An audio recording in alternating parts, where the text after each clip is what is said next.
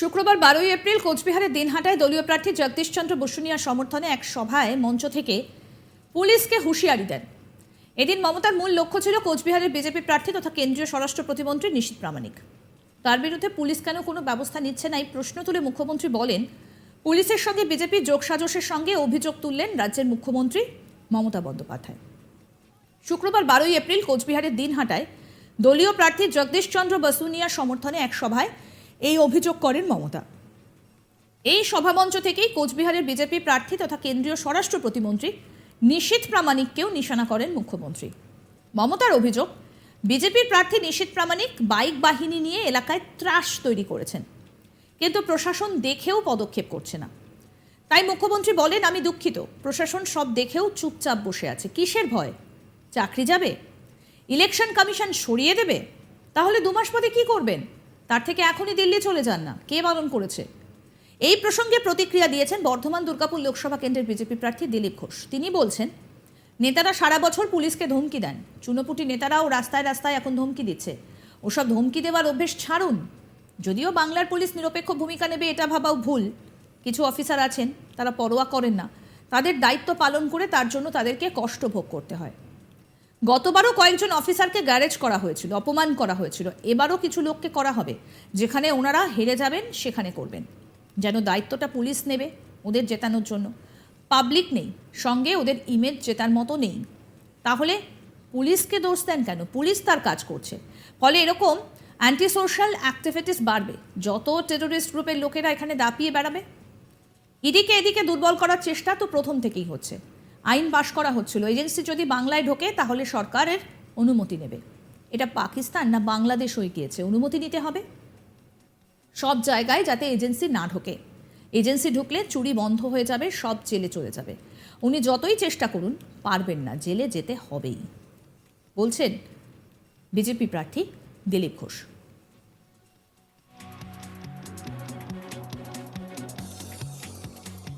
এদিন কি বললেন বিজেপি প্রার্থী দিলীপ ঘোষ? আসুন এবার শোনাই আপনাদের। উনি তো সবসময় ধমকি দেন, তার মানে সবসময় তার পুলিশের চোখ কান বন্ধই থাকে। উনি সারা বছর ধমকি দেন, এই করছে না, তাই করছে না, এই করছে। ওই ধমকি দেওয়া অভ্যাস ছাড়ুন। ওনার অনেক চুনোপুটি নেতাও ধমকি দিচ্ছে রাস্তায় রাস্তায়। ও ধমকি চমকিতে কারো ধার ধারে না। 2 মাসের কথা বলছেন, 1 বছর পরে আপনি থাকবেন কিনা ঠিক নেই, তখন কি হবে? বাংলার পুলিশ নিরপেক্ষ ভূমিকা নেবে এটা ভাবাও ভুল। কিছু অফিসার আছেন, তারা পরোয়া করেন না, তারা তাদের দায়িত্ব পালন করেন, তাদের জন্য তাদেরকে কষ্ট ভোগ করতে হয়। গতবারেও কয়েকজন অফিসারকে গ্যারেজ করা হয়েছিল, অপমান করা হয়েছিল। তো এবারেও কিছু লোককে করা হবে। যেখানে ওনারা হেরে যাবেন সেটা করবেন, মানে দায়িত্বটা পুলিশ নেবে ওদের জেতাবার জন্য। পাবলিক নাই সঙ্গে, আপনাদের ইমেজ জেতার মতো নাই, তো পুলিশকে দোষ দেন কেন? পুলিশ তার কাজ করছে, আর পুলিশকে ছেড়ে দেওয়া উচিত। তাহলে এই ধরনের ইন্টারন্যাশনাল অ্যাক্টিভিটি বাড়বে। যত এই টেররিস্ট গ্রুপের এখানে লোকেরা দাপিয়ে বেড়াবে। দুর্বল করার চেষ্টা তো প্রথম থেকে। আইন পাস করা হচ্ছিল যে এজেন্সি যদি বাংলায় ঢোকে সরকারের অনুমতি নেবে।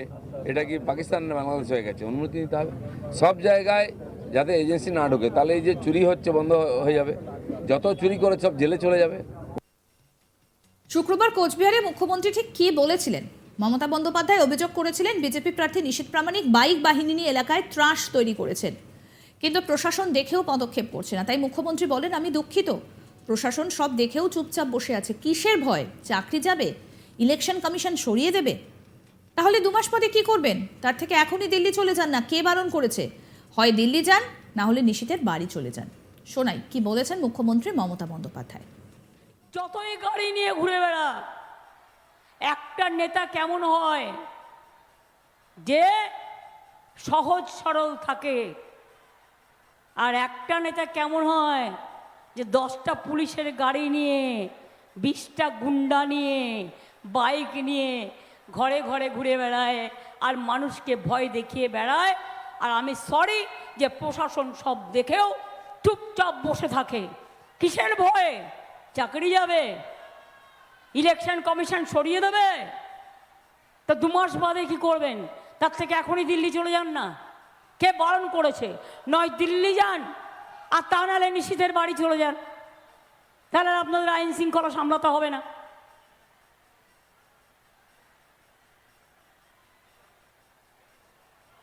কোচবিহারে যদি আইন শৃঙ্খলা নিয়ে কোনো প্রবলেম হয়, আমি কিন্তু ছেড়ে কথা বলবো না, এটা বলে রাখলাম।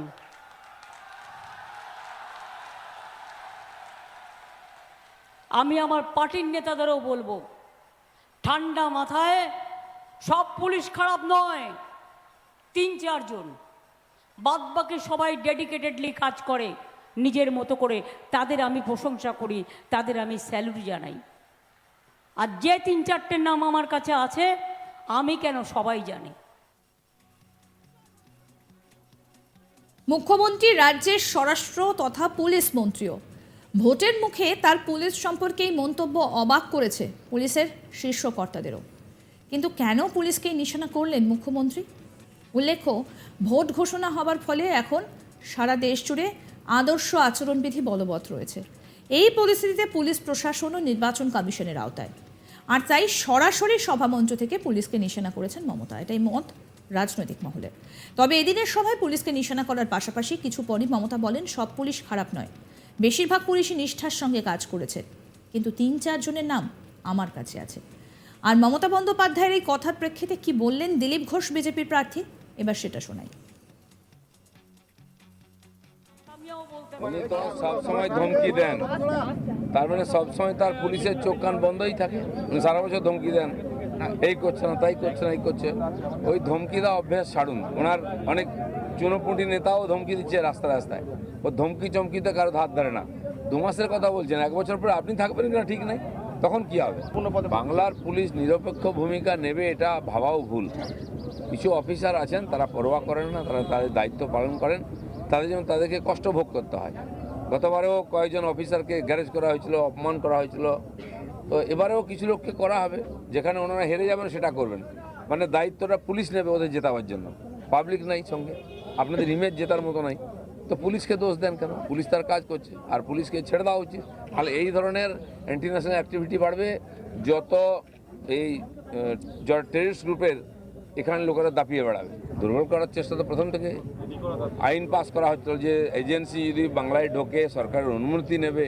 এটা কি পাকিস্তান না বাংলাদেশ হয়ে গেছে? অনুমতি নিতে হবে সব জায়গায়, যাতে এজেন্সি না ঢোকে। তাহলে এই যে চুরি হচ্ছে বন্ধ হয়ে যাবে, যত চুরি করে সব জেলে চলে যাবে। কেন এই ধরনের মন্তব্য করলেন দিলীপ ঘোষ, কি বলেছিলেন মুখ্যমন্ত্রী, আসুন সেটা শোনাই আরেকবার। যতই গাড়ি নিয়ে ঘুরে বেড়া, একটা নেতা কেমন হয় যে সহজ সরল থাকে, আর একটা নেতা কেমন হয় যে 10টা পুলিশের গাড়ি নিয়ে, 20টা গুন্ডা নিয়ে। আরও আপডেট পেতে দেখতে থাকুন আজ তাক বাংলার ইউটিউব চ্যানেল, সাবস্ক্রাইব করুন।